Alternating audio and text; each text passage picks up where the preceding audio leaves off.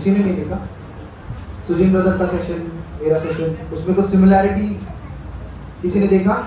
ऐसा लग रहा था एक साथ आ गया, एक साथ आ गया। हाँ, मतलब कॉम्प्लीमेंट हो रहा था। एक दूसरे के अलग अलग था, एक साथ था संदेश। हाँ संदेश अच्छा पूछ रहे ना? हाँ, नहीं वही पूछ रहा हूँ, मेरे को लगा आंसर देगा। तो सिमिलैरिटी लगा कुछ, ऐसा लगा एक के बाद में एक कॉम्प्लीमेंट हो रहा है, क्योंकि ओके कॉम्प्लिकेट नहीं करते। सुजन ब्रदर और मैंने ऐसे प्लान नहीं किया था कि हम सिमिलर चीज़ों पे बात करेंगे, बट ये पवित्र आत्मा का काम है। ये एक चीज़ हमने देखा है हर बार जब भी हम लोग साथ में मिलकर करते हैं, पवित्र आत्मा संदेश को लेकर ऐसा बनाता है कि एक फ्लो, जितने लोग यहाँ पर बैठे हैं उनके हिसाब से वो मैसेज को चेंज करता है ना। तो यहाँ पर बैठे हुए लोगों को जो चीज़ों की ज़रूरत है, पवित्र आत्मा वो हमारे अंदर से, वचन के अंदर से निकाल के आपको देता है, राइट। सो एक और चीज़ पर मैं बात करना चाहूँगा, इब्रानियों का 2:1 पे हम फिर से करेंगे।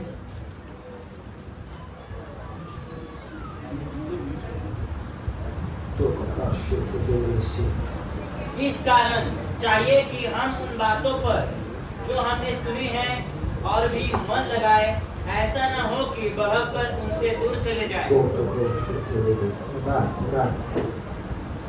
कोई और इसको फिर से पढ़िए, कोई और इसको फिर से पढ़िए।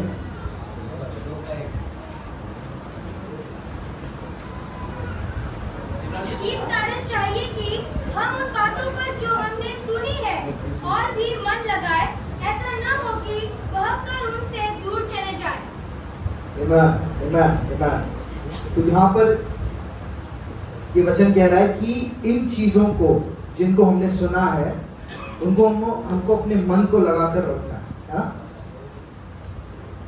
और ये जो शब्द है इंग्लिश में मैं पढ़ता हूँ, therefore we must give the more earnest heed to the things which we have heard lest we drift away, है ना। उन चीजों को जिनको हमने सुना है उनको हमको और ज्यादा ध्यान से सुनना है, ध्यान उन पर लगाना है। क्यों?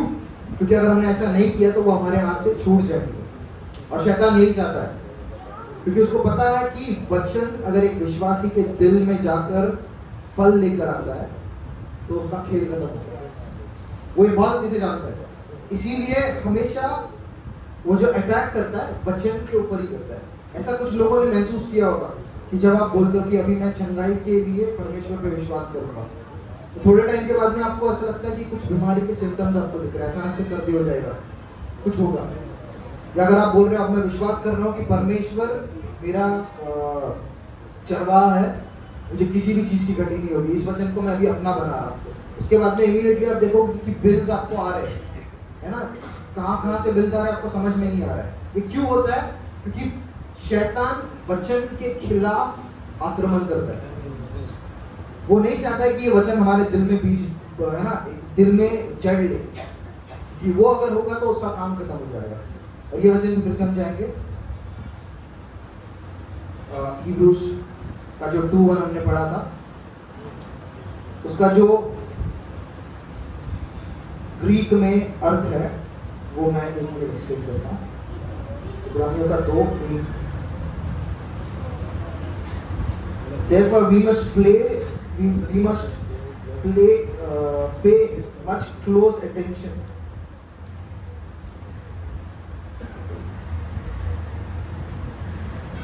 Jesus.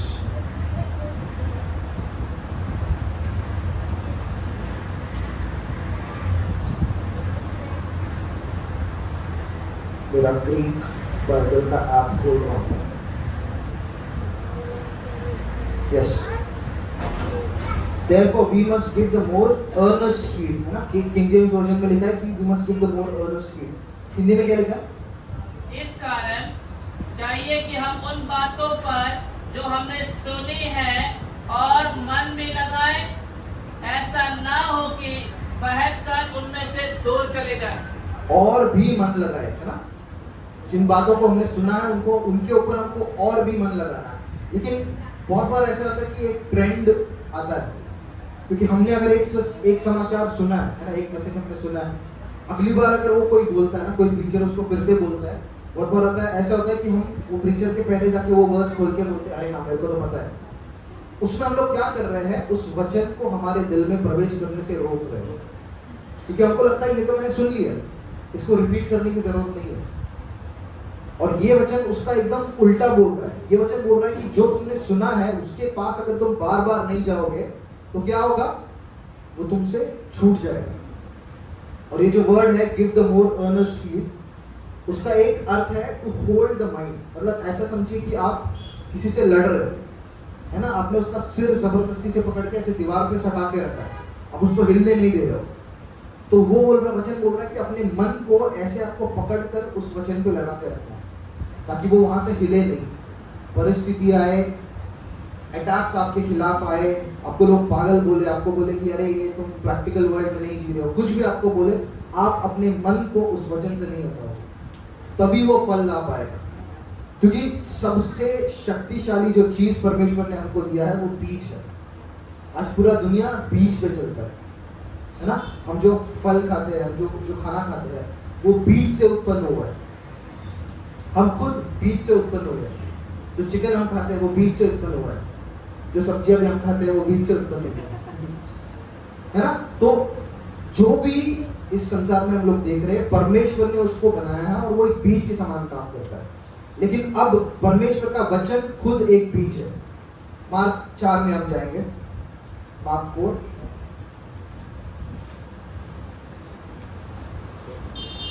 तो सबसे पहले हमको ये चीज को ध्यान रखना है कि कोई भी संदेश को अगर हम सुन रहे हैं, हमारा माइंड में ऐसा नहीं आना चाहिए कि अरे मैंने तो उसको सुना है। उसके पहले एक और वचन में हम जाएंगे,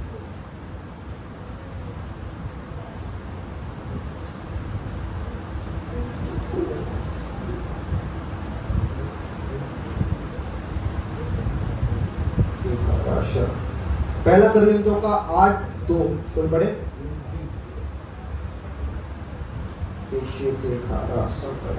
यदि कोई समझे कि मैं कुछ जानता हूँ तो जैसा जानना चाहिए वैसा अब तक नहीं जानता। फिर से पढ़िए। सब मैं चाहता हूँ सब लोग, अगर सबको ये अपने बाइबल में मिल गया तो पहले हाथ उठाओ, जिनको नहीं मिला ढूंढो हाथ उठाओ। मैं चाहता हूँ सब लोग इसको अपने बाइबल में देख के पढ़े। आपका नहीं है तो पड़ोसी के बाइबल में देख के पढ़ सकते हो, ठीक है? फिर से पढ़ो। यदि कोई समझे कि मैं कुछ जानता हूँ तो जैसा जानना चाहिए वैसा अब तक नहीं जानता। यदि कोई समझ रहा है कि मैं कुछ जानता हूँ, है ना, किसी वचन को देखकर अगर आपको लग रहा है अरे ये तो मेरे को पता है, तो ये वचन कह रहा है कि आपको कुछ नहीं पता है।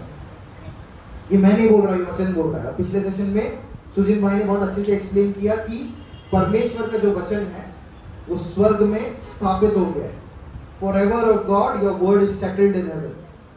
स्वर्ग में वो स्थापित है, यानी उसका वचन अटल है, वो हिलता नहीं है, बदलता नहीं है। तो अगर कुछ बदलना है तो वो हमारी सोच है, हमारी जिंदगी है। अगर वो वचन के अनुसार नहीं दिख रही तो उसको बदलने की जरूरत है, ताकि वो वचन से मेल खाए। क्योंकि परमेश्वर के वचन को हम बदल नहीं सकते। परमेश्वर का वचन कहता है कि the word which has gone forth with my mouth, it will not be changed. It will not come back to me empty. परमेश्वर का जो वचन है वो जाता है और वो खाली नहीं होता है, वो अपने काम को पूरा करके ही वापस आता है। Amen? So, हाँ, हम मार्क 4 पे जा रहे थे। आप देखोगे कि ये सेशंस जैसे ही बढ़ रहे हैं, एक के बाद एक लेयर्स में पवित्र आत्मा इसको बिल्ड करता रहेगा। और ये हमने किसी ने प्लान नहीं किया। जब प्लान करते हैं तो जैसे सुजन भाई ने बोला, प्लान करते तो वो मैं फॉलो नहीं कर पाता हूँ इसी रीजन से। यस, मार्क का 4:3 से पढ़िए। सुनो, एक बोने वाला बीज बोने निकला। बोते समय कुछ मार्ग के किनारे गिरा और पक्षियों ने आकर उन्हें चुग लिया।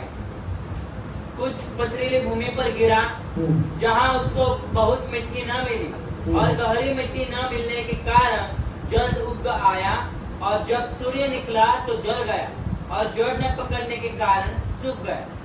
कुछ झाड़ियों में गिरा और झाड़ियों ने बढ़कर उसे दबा दिया और वह फल न लाए।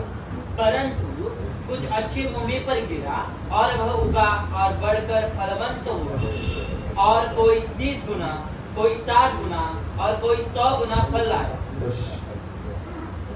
तब उसने कहा, जिसके पास सुनने के लिए कान हो वह सुन ले। Amen. ये वचन लास्ट जो था वो फिर से पढ़ो। तब उसने कहा, जिसके पास सुनने के लिए कान हो वह सुन ले। ये वचन सुन के कुछ ख्याल आता है क्या? ऐसा लग रहा है कि मतलब यीशु जब बात कर रहा था उन लोगों के पास कान नहीं थे क्या? जितने लोग उसको सुन रहे थे बिना कान के आए थे? पतरस ने सबके कान छाट लिए थे क्या पहले? नहीं ना, सबके पास कान थे। यीशु फिर भी बोल रहे हैं, He who has ears, let him hear. अजीब है ना, कान तो सब लोग लेके आए थे, कोई छोड़ के नहीं आया था, लेकिन फिर भी हमारे दिल से सुनने की बात हो रही है। एक चीज को हम लोग किस तरह से सुनते हैं, किस तरह से ग्रहण करते हैं।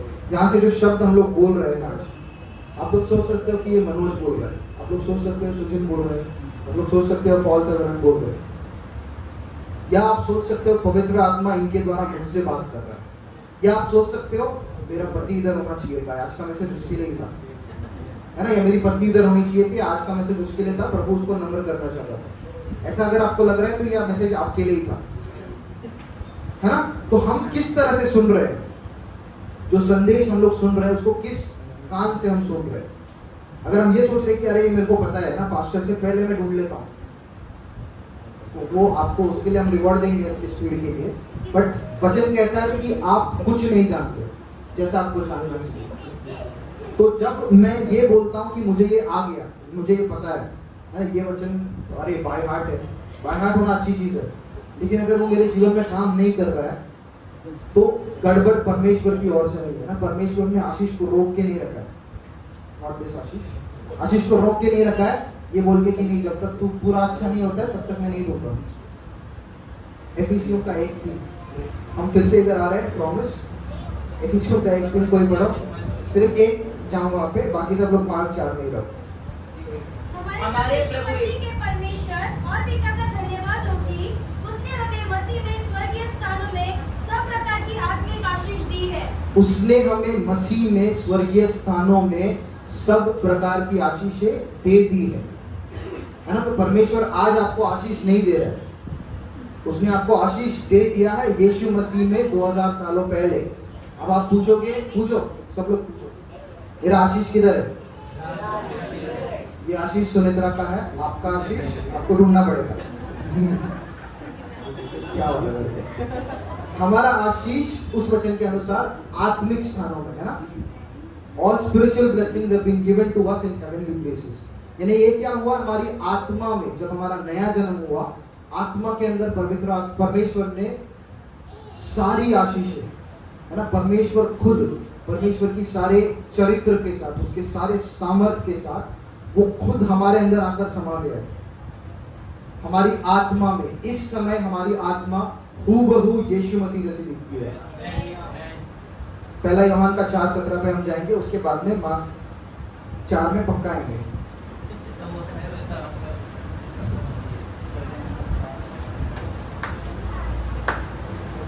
इसी से प्रेम हमें सिद्ध हुआ कि हमें न्याय के दिन हिया हो, क्योंकि जैसा वो है वैसे ही संसार में हम भी। जैसा वो है वैसे ही संसार में हम हैं।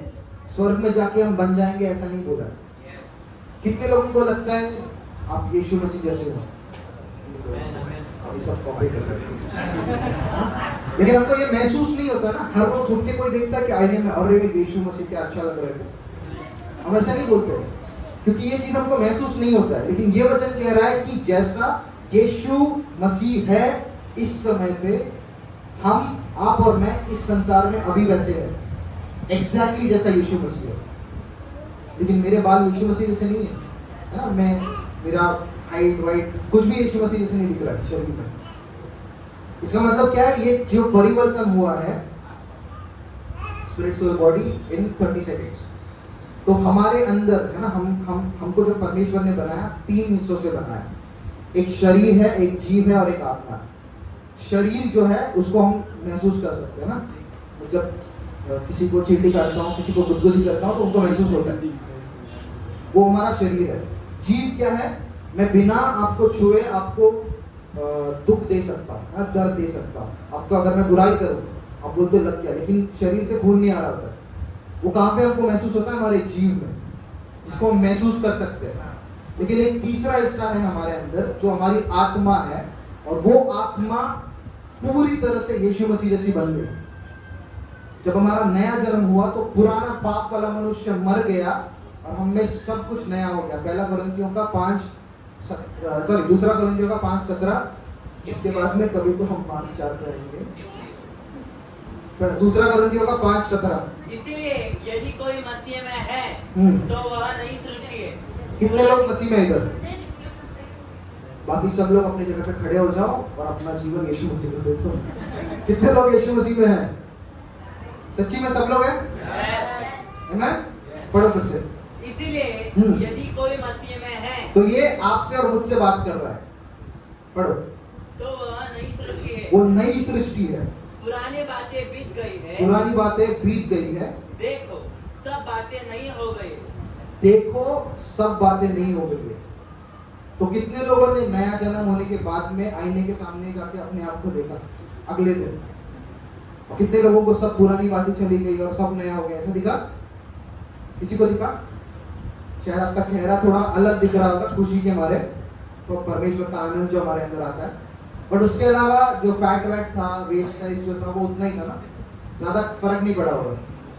तो ये हमारे शरीर के बारे में बात नहीं कर रहे। ये वचन कहता है जो भी हमें था पुराना वो सब बीत गया। फिर से पढ़ो। इसीलिए यदि कोई मसीह में है, यदि कोई मसीह में है तो वह नई सृष्टि है। एक नई सृष्टि है। और ये जो शब्द है ना, नई सृष्टि, इसका अर्थ ग्रीक में देखोगे तो ऐसा है कि एक ऐसी रचना, एक ऐसा जानवर नहीं बोलूंगा, क्रिएशन, प्रजाति, एक ऐसी प्रजाति जो इसके पहले कभी अस्तित्व में नहीं थी। यानी एक पूर्ण तरीके से नई सृष्टि हमको बनाया है ना। आदम के जैसे भी हम नहीं थे। यीशु मसीह ने आके हमको फिर से आदम के जैसा नहीं बनाया। अगर वैसा होता तो फिर से हम वो फल ढूंढ के खा लेते और फिर से सब नरक में जाते। लेकिन ये एक नई प्रजाति है जो पहले कभी इस संसार में अस्तित्व में नहीं थी। आगे। पुरानी बातें बीत गई है। पुरानी बातें सारी बीत गई है और देखो सब बातें नई हो गई है। सब कुछ हमारे अंदर इस समय नया हो गया है। और वो बाइबल बोल भी रहा है देखो, लेकिन जब मैं आईने में देखता हूं मुझे नहीं दिख रहा है। कितने लोगों को दिखा सब नया हो गया? कोई हाथ उठाए तो? अच्छा नहीं बोलूंगा किसी ने हाथ उठा लिया तो सब कुछ हम में नया हो गया। ये हमारे शरीर में नहीं हुआ, क्योंकि मेरा शरीर वैसा ही था। हमारे जीव में भी पूर्ण रीति से बदलाव नहीं हुआ है ना। शायद आप पहले उदास थे और परमेश्वर की शांति आप में, उसका आनंद आप में आया, आपको महसूस हो रहा है अच्छा है। लेकिन अभी भी मेरा जो जीव है, मेरा जो सोल है, इंग्लिश में इसको सोल बोलते हैं, प्राण, वो पूर्ण रीति से बदला नहीं है। लेकिन मेरी आत्मा में हर एक चीज जो पुराना था वो चला गया। आदम ने जो पाप किया था उसके बाद में उसकी आत्मा मर गई मतलब परमेश्वर से अलग हो गई, और उसके कारण हमारी आत्मा करप्ट हो गई, सड़ चुकी थी। उस मरे हुए आत्मा को यीशु मसीह ने हटा दिया और हमको एक नई आत्मा दी। अब जो ये नई आत्मा है ये परमेश्वर के साथ एक है। पहला कोरिन्थियों का 2 कोरिन्थियों का 5 नहीं जाते उधर। एक वचन है जो बोलता है कि we are one in spirit with God, है ना। वो एक वचन कहता है कि हम परमेश्वर के साथ आत्मा में एक हो चुके हैं। इस तरह से हम एक हुए कि हम कभी उससे अलग नहीं हो सकते। यानी परमेश्वर और मैं एक बन गए इस समय। लेकिन ये बदलाव मेरी आत्मा में हुआ है। ये बाहर मुझे कब दिखेगा? क्यों नहीं दिख रहा है ना। अगर मैं बोल रहा हूं कि सब आशीषें परमेश्वर ने मुझे दी है, तो आपका ये हक बनता है कि आप मुझे क्वेश्चन पूछो कि ये मेरे जीवन में क्यों नहीं दिख रहा है। पूछो, बाकी लोगों का नहीं चाहिए, सब लोग पूछो।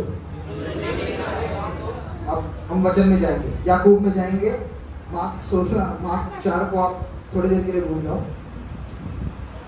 याकूब का 1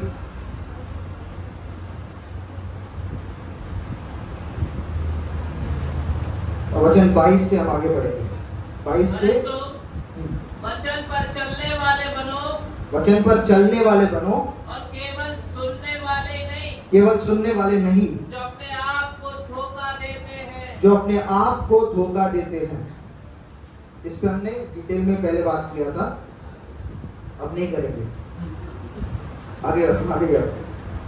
क्योंकि हाँ, जो कोई वचन का सुनने वाला हो और उस पर चलने वाला ना हो तो वह उस मनुष्य के समान है जो अपना स्वाभाविक मुंह दर्पण में देखता है।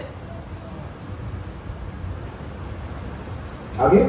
इसलिए कि वह अपने आप को देखकर चला जाता है और तुरंत भूल जाता है कि मैं कैसा था। जो मनुष्य परमेश्वर के वचन को सिर्फ सुनता है और उसको करता नहीं, उस पर चलता नहीं, वो एक ऐसा मनुष्य है जो अपने चेहरे को एक आईने में देखता है और उसके बाद में भूल जाता है ना, चला जाता है और भूल जाता है कि किस प्रकार का मनुष्य था वो। आगे।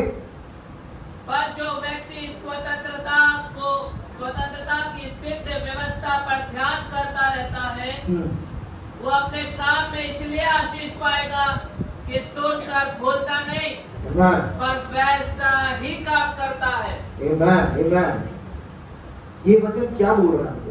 ये वचन कह रहा है कि अगर आप सिर्फ वचन को सुन रहे हो और उसको उस पर चल नहीं रहे हो तो आप ऐसे मनुष्य के समान हो जो अपने चेहरे को आईने में देख रहा है। यानी क्या? जब मैं वचन को देख रहा हूँ, जब वचन पढ़ रहा हूँ तो मैं अपने चेहरे को उस वचन में देख रहा हूँ। कितने लोग सहमत है इससे?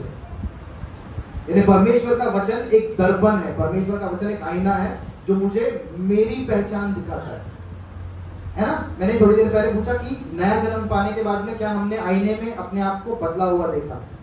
ज्यादा बदलाव नहीं देखा था। ये पूरा जो बदलाव हुआ है किधर देखूंगा मैं?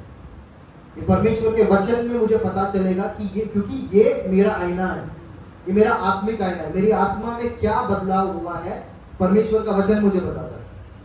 आप समझ रहे हो कितना जरूरी है ये वचन? क्योंकि अगर मैं आईने में नहीं देखूंगा तो मुझे पता नहीं चलेगा कि मैं कैसा दिखता हूँ, मैं कौन हूँ, मेरी पहचान छिन जाएगी मुझसे। और फिर मैं सुजिन ब्रदर के कपड़े पहन के घूमने लगूंगा कि मैं सुजिन ब्रदर हूँ। क्यों? क्योंकि मेरी खुद की पहचान नहीं है। आप जान रहे हो परमेश्वर का वचन इतना जरूरी है। क्यों? क्योंकि ये एक आईना है। सब लोग सहमत है? परमेश्वर का वचन एक आईना है जो आपकी और मेरी असली पहचान को हमको दिखाता है। तो इसीलिए अगर आपका बॉस आके आपको बोलता है तुम बेकार हो, आपकी पत्नी आके आपको बोलती है कि अरे तुम आलसी हो, आपका पति आपको ताने देता है, उस चीज को हम लेकर अपनी पहचान नहीं बना सकते क्योंकि वो झूठ है। Let God be true and every man a liar. परमेश्वर अकेला सच्चा हो और हर एक मनुष्य झूठा ठहरे, इंक्लूडिंग माई सेल्फ। हम खुद भी बहुत बार हमको लगता है कि मैं खुद से अपनी पहचान को डिफाइन कर सकता हूँ, है ना? लोग बोलते कि अरे नहीं ब्रदर, मैं हम्बल हूँ। अब जमीन पे हो तो मैं जमीन के नीचे हूँ, मतलब इतना हम्बल हूँ, है ना? अगर कोई आपकी तारीफ करता है कि अरे आपने अच्छा गाया, अच्छा कुछ किया, तो हम इमीडिएटली ऐसा लगता है कि मिट्टी में जाके थोड़ा रोल के आए, गंदा लग रहा है, ऐसे तारीफ सुन के गंदा लग रहा है। क्यों? क्योंकि एक इमेज हमने बना लिया कि मेरे अंदर कुछ अच्छा हो ही नहीं सकता। और जब भी हमको कुछ अच्छा मिलता है एक ऑकवर्ड फीलिंग आता है ना? क्योंकि इतना एलियन लगता है वो। जैसे आप अगर फर्स्ट टाइम 5 स्टार में जाके बैठोगे, है ना, उसके पहले हमने सिर्फ चाय की टपरी पे वड़ा पाव खाया, फर्स्ट टाइम जब जाके बैठेगा तो ऑकवर्ड लगेगा ना कि अरे इतना आलीशान ट्रीटमेंट मैं डिजर्व नहीं करता। वही फीलिंग के साथ हम हर एक जी रहे हैं। गौर से सुनिए मैं क्या बोल रहा हूँ। उसी फीलिंग के साथ, है ना, इसी पहचान के साथ जो हमने खुद ने बनाई है ना? लोगों ने सजेस्ट किया होगा, लोगों ने बोला होगा अरे ये गंदा स्टिकर अच्छा लगता है तुझको, हाँ दे लगा देता हूँ। ये गंदे कपड़े अच्छे लगते हैं, हाँ दे पहनना हूँ, है ना? लोगों ने सजेस्ट किया होगा, लेकिन उस सब को लेकर हमने एक पेंटिंग बनाई है अपनी, और वो पेंटिंग बहुत बदसूरत है। क्यों? क्योंकि उसको हमने बनाया, लेकिन हमारी असली पहचान इस वचन में छुपी हुई है। और शैतान हर कोशिश करता है कि वो असली पहचान आपको कभी नहीं मिले। इसीलिए प्योर हार्टेड लोग, प्योर हार्टेड को क्या बोलते हैं? शुद्ध मन के विश्वासी लोग दूर दूर ट्रैवल करके हर एक मीटिंग में जाएंगे, है ना? दूर दूर ट्रैवल करके पूरा मेहनत से वो जो भी हो सके चर्च को हेल्प करेंगे, लेकिन कभी वचन को लेकर वो बैठे नहीं है। शैतान को कोई प्रॉब्लम नहीं है अगर आप रोज चर्च में आओ, चर्च का एक कोना कोना आप चमका दो, है ना, अगर पॉलिश पूरा लगा के अगर सब करो, जब तक आप इस वचन से दूर हो उसको कोई परवाह नहीं। उल्टा आपको खर्चा भी देगा, ले बस का खर्चा, गरीब है तू, मैं स्पॉन्सर करता हूँ, जा चर्च, बाइबल मत पढ़। क्यों? क्योंकि वो जानता है जिस समय मुझे मेरी असली पहचान पता चलने लगेगी, उसका जो झूठ का ये इमेज उसने बनवाया है मुझसे, ये टूटने लगेगा, ये बिखरने लगेगा।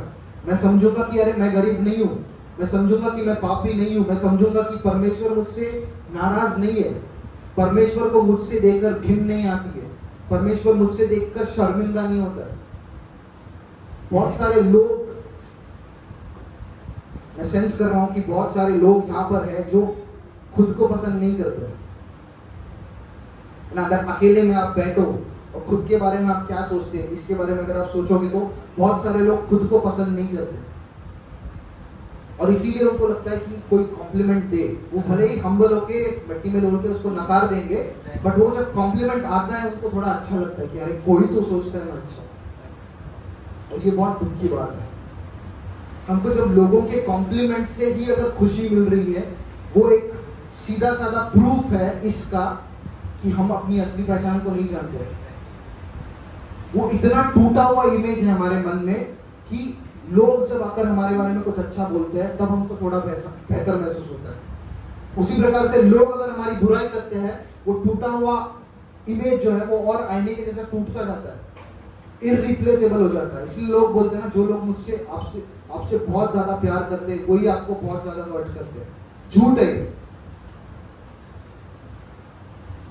अगर आपका इमेज, आपकी पहचान अगर किसी और इंसान से लेकर बना रहे हो तो आप बहुत बुरी परिस्थिति में हो। आप कभी खुश नहीं रह पाओगे, कभी अपने आप को पसंद नहीं कर पाओगे, क्योंकि परमेश्वर ने आपकी पहचान यहाँ पर बताई है, छुपाया नहीं है। बहुत लोगों को लगता है प्रभु बहुत सीक्रेट रेवलेशन है ना, ऐसे हमारे जैसे अच्छे दिखने वाले प्रीचर्स को ही देता है। सब लोग सुन रहे हैं? परमेश्वर के वचन में उसने उसकी जो पहचान है आपके लिए एकदम खोल कर बताई है। हमको सिर्फ इसको लेकर अपने दिल में डालते जाना है, रोज इसको लेकर खाना है, इसको लेकर खाना है।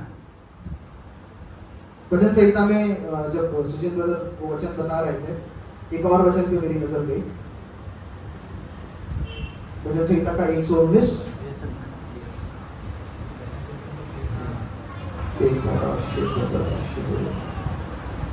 भजन संहिता का 119 उसका 103 पढ़ो। तेरे वचन मुझको कैसे मीठे लगते हैं, वे मेरे मुंह में मधु से भी मीठे हैं। तेरे वचन, दाऊद बोल रहा है, तेरे वचन परमेश्वर मुझे कैसे मीठे लगते हैं, वो मेरे मुंह में शहद से भी मीठे हैं। यानी इस वचन को दाऊद खा रहा है, और इसीलिए दाऊद उस ऊंचाई पे गया जिस पे वो गया, है ना। हमको लगता है कि दाऊद एक दिन ऐसे ही पेड़ चरा रहा था और अचानक से अनॉइंटिंग आया उस पे, वो गिर के फुल ऐसे रोल हो रहा था, उसके बाद में खड़ा हुआ, 1 सेकंड में किंग बन गया। ऐसा नहीं था। गोलायत को मारने के पहले परमेश्वर की वो स्तुति आराधना करते करते करते उसने एक शेर को मारा, उसने एक भालू को मारा, और ये 17 साल का बच्चा है, उसने अपने हाथों से भालू और शेर को मारा। वो इसलिए नहीं था कि बहुत मसल्स थे उसके, वो इसलिए था क्योंकि परमेश्वर के वचन को उसने अपना बनाया था, परमेश्वर के वचन को वो खा रहा था। वो बोल रहा था कि परमेश्वर अगर तू मेरे साथ है तो मैं एक सेना के भी बीच में से चला जा सकता हूँ, कि सेना पूरी मेरे खिलाफ आ रही है मुझे मारने के लिए, उनके बीच में से मैं जाऊंगा उनको चीरते हुए। तू अगर मेरे साथ है तो मैं ऊंचे ऊंचे दीवारों के ऊपर कूद के जाऊंगा।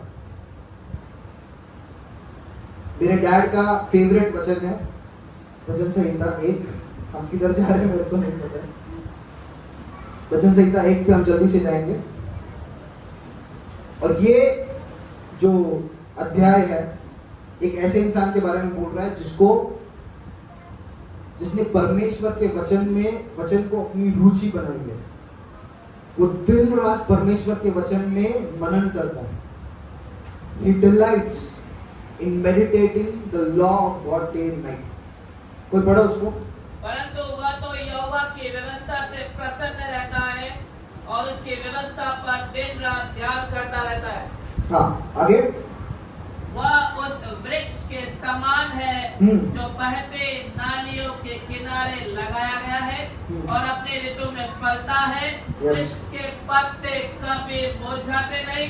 Yes. इसीलिए जो कुछ वो पुरुष करे वह सफल होता है। Amen. हम सब चाहते हैं ना कि हम ऐसा बने कि प्रभु मुझे ऐसा पेड़ के जैसा बना जो कभी सूखता ही नहीं है। लेकिन यहाँ पर उसने ये नहीं बोला मैंने प्रार्थना किया और प्रभु ने मुझे ऐसा बनाया। उसने ये बोला कि जो मनुष्य परमेश्वर के वचन में दिन रात मनन करता है वो उस पेड़ के समान बन जाता है जो नदी के किनारे है। यानी उसकी जो जड़ है वो सीधे नदी में जाके लगी है। एक पेड़ को क्या चाहिए होता है? कब सूखता है पेड़? तो पानी नहीं मिलता है। अब सोचिए एक ऐसा पेड़ जो नदी में जाके उसकी जड़ लगी है, उसको कभी पानी की कमी होगी? पूरा सूखा चल रहा है ना, गर्मी का मौसम चल रहा है, फिर भी वो पेड़ कभी नहीं सूखेगा क्योंकि उसने सीधा सोर्स में टैप इन किया है। उसी तरह से जब परमेश्वर के वचन को दिन रात मनन करते हैं तो हम परमेश्वर में अपनी जड़ों को गाड़ रहे हैं। परमेश्वर में जब हम अपनी जड़ों को गाड़ते हैं हमारे अंदर उसका सामर्थ्य रहता है और ये जो पहचान है हमारी ये बाहर आने लगती है ना। इस पहचान को हम देखते और पहचानने लगते हैं कि ये मैं हूं। और ये एक बार पढ़कर नहीं होगा। एक बार पढ़कर अगर आप चले जाओगे, 2 बार पढ़ के, 10 बार पढ़ के आप चले जाओगे, आप उस इंसान के जैसे रहोगे जो पढ़ देखता है अपने चेहरों को और भूल जाता है। परमेश्वर का वचन एक आईना है जो आपके और मेरे पहचान को बताता है। कितना जरूरी है ये हमारी पहचान को हमको समझना है ना। अगर सोचिए यहाँ पे कोई है जो भूल गया है ना, कुछ हो गया, उसको सिर में लग गया, भूल गया, उठ के उसको पता ही नहीं कि वो कौन है। सोचिए उसकी शादी हो गई, उसका पति है, उसके बच्चे हैं, उसके माँ बाप है, उसके दोस्त है, वो उठ रहा है, उसको पता ही नहीं कि मैं कौन हूँ। कितना बड़ा दुख की बात होगी वो, क्योंकि उसको पता नहीं मैं किस पे भरोसा करूँ। ये कौन है अनजान लोग जिनके साथ वो बड़ा हुआ है, जिनको उसने बहुत करीब से जाना है। अब इस चोट की वजह से वो पूरी तरह से भूल गया कि वो कौन था और वो ये भी भूल गया कि उसके साथ कौन कौन थे। उसको पता नहीं मेरा एड्रेस कहाँ पे, मैं कहाँ पे रहता हूँ। उसको भूख लगेगी तो जाएगा भीख मांगेगा। उसको पता भी नहीं है कि बड़ी कंपनी में काम कर रहा है वो या उसका खुद का बड़ा बिजनेस है, उसको नहीं पता है क्योंकि वो भूल गया। आप समझ रहे हैं हमारी पहचान कितनी जरूरी है। हम इस दुनिया में हमारी पहचान को जाने बिना इतने सालों से चल रहे हैं है ना। सुचिन ब्रदर जो बता रहे थे एक्सीडेंट हो गया, ऐसा हो गया जैसे आधा उनका कार क्रश हो गया, उसके बीच में से भी वो लोग निकले और कोई खरोच उनमें नहीं आया। क्यों? क्योंकि परमेश्वर के वचन को उन्होंने मनन किया है, उनकी पहचान उनको दिख रही है। हम सबको यही करना है क्योंकि परमेश्वर ने आदम को अपने स्वरूप में बनाया। कितने लोगों को बताया? और फिर यीशु मसीह ने आकर हम सबको एक नई सृष्टि बनाई और वो ऐसी रचना थी जो उसके पहले कभी अस्तित्व में नहीं थी। तो कितने लोग जानते हैं ये आदम से बेहतर स्वरूप है? यानी अब हम परमेश्वर से और भी ज्यादा करीब दिख रहे हैं और वो हमारी असली पहचान है। अब सोचिए अगर यीशु इस धरती पे होता, उसको लाइट बिल के लिए प्रार्थना करना पड़ता, प्रभु लाइट बिल देना है, क्या करूं मैं। और आज तो फास्टिंग प्रेयर भी होएगा क्योंकि खाना भी नहीं है, पैसे नहीं है मेरे पास। प्रभु हॉस्पिटल का बिल देने के लिए मैं क्या करूं मैं। कोई इमेजिन कर सकता है यीशु मसीह इस धरती पे चल रहा है और उसको पैसे नहीं है, हॉस्पिटल बिल के लिए वो प्रार्थना कर रहा है या लाइट बिल के लिए वो प्रार्थना कर रहा है? नहीं हम इमेजिन कर सकते हैं ना। लेकिन अब अपने आप को उस पोजीशन में देख के बोलते हैं अरे नॉर्मल है, चलता है ब्रदर, फ्लू वो आ रहा है ना अभी, कि ठंडी का मौसम आता है ना, और उधर साइंटिफिक हो जाते हैं हम लोग कि अरे ऐसे क्लाइमेट चेंज होता है ना अचानक से, वो स्टेट से ये स्टेट में है, पानी बदलता है, कहाँ से ज्ञान आता है पता नहीं, बट वो ज्ञान एकदम परफेक्टली बाय हार्ट है। रात को 2 बजे भी उठा के बोला ना हम बता देंगे, पूरा एक्सपर्ट है उसमें। उन सबको हमको भूलना है। हमारी असली पहचान क्या है इसको हमको जानना है, उसको पकड़ना है और उसको खाना है जैसे दाऊद खा रहा था। परमेश्वर के वचन को लेकर खाना है। कितने लोग सिर्फ संडे को खाना खाते हैं 2 घंटे के लिए, उसके बाद में पूरा हफ्ता भर नहीं खाते, फिर आके संडे को खाते सिर्फ? कोई है ऐसा? कोई है तो वो उसको भगाना पड़ेगा, वो आत्मा रहेगा है ना। जिंदा नहीं बचेंगे हम लोग अगर ऐसे ही खा रहे हैं। हफ्ते से हफ्ते, लेकिन परमेश्वर के वचन को हम लोग बहुत टाइम तक, ये मच्छर था ऐसा ही था, टाइम हो गया बहुत समय से हम लोग परमेश्वर के वचन को बहुत थोड़ा थोड़ा खा रहे हैं, है ना, बहुत बार ऐसे चाट के रख देते हैं, अरे हाँ बहुत टेस्टी था, पास्टर ने बहुत अच्छा बोला, तो अगले दिन पूछते हैं क्या बोला, वो देखना पड़ेगा, वीडियो डाला रहेगा यूट्यूब पे, हम देखते हैं क्यों, क्योंकि उस वचन को हमने मनन नहीं किया दिन रात, और वही शैतान चाहता है। कितने लोगों के घर में, अगर घर में नहीं, अगर आपने सुना है ऐसा चोरी हुआ है, तो कितने लोगों ने सुना है कि चोर आके कचरे का डब्बा चुरा के लेके गए,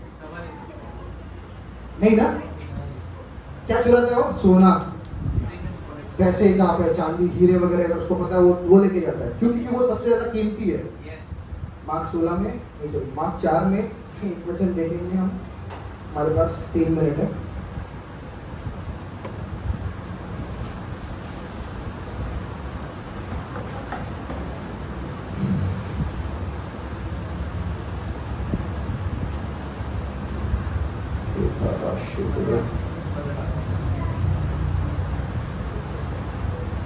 पंद्रह पढ़िए, हाँ 4 का 15। जो मार्ग के किनारे के हैं, जहाँ वचन बोया जाता है, ये वह है कि जब उन्होंने सुना तो शैतान तुरंत आकर वचन को जो उसमें बोया गया था उठा ले जाता है।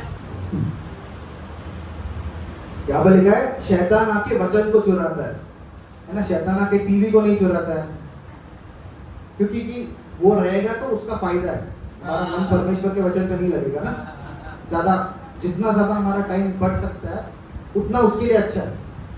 यहाँ पर लिखा है शैतान आपके वचन को चुराता है, क्यों, क्योंकि वो सबसे ज्यादा कीमती है, उसको अगर हमने बचा के रखा अपने दिल में तो हमारा जीवन बदलेगा, और वो एक ऐसा जीवन होगा जिसके ऊपर लोग किताब लिख पाएंगे, है ना। जितने लोग जिनको आप परमेश्वर में ऐसे ऊपर देखते हो ना, जिनको आप अडमायर करते हो परमेश्वर में, वो ऐसे लोग हैं जिन्होंने परमेश्वर के वचन को अपना बनाया, उस वचन को वो खाते गए जब उनकी परिस्थिति एकदम गरीबों वाली थी। जेसी डुप्लांटिस एक प्रीचर है, वो बोलता है एक समय में जब वो मिनिस्ट्री में था, उसके पास उसका कार का पेट्रोल भरने के लिए भी पैसे नहीं थे। उस समय प्रभु उसको बोलता है कि मैं तुझे प्लेन दूंगा, ऊपर से एक प्लेन जा रहा होता है। ऐसा हमको भी लगा हो ना कभी कि अरे ऐसे कुछ देखा हमने, तो ऐसे एक थॉट आता है कि अरे एक दिन हमारे पास ये होगा, और इमीडिएटली हम बोलते हैं रिव्यू टू सेटल, है ना। लेकिन उसने क्या किया, उसने उसको विश्वास किया, और आज वो इंसान, परमेश्वर ने उसको समृद्ध किया है, उसने प्लेन्स गिफ्ट किए लोगों को, उसके पास तो है, उसने गिफ्ट भी किए। और ये तभी हो पाता है जब परमेश्वर के वचन को हम लेकर अपना बनाते हैं, है ना। हमको परमेश्वर की चीजों के लिए लड़ने की जरूरत नहीं है। अगर कोई अनॉइंटिंग में चल रहा है, कोई चंगाई में चल रहा है, कोई भविष्यवाणी में चल रहा है, हमको उसको देखकर जलने की जरूरत नहीं है, क्योंकि ऐसा नहीं है कि अरे 1 किलो अनॉइंटिंग है, इसमें अगर 10 हिस्से हुए तो सबको 100 ग्राम आएगा सिर्फ, ऐसा नहीं है ना। प्रभु लिमिटेड सप्लाई में नहीं दे रहा है, अनलिमिटेड सप्लाई में। जितनी गहराई में हम जाएंगे उतना ज्यादा वो हमको देते रहेगा, उसके पास कोई लिमिट नहीं है।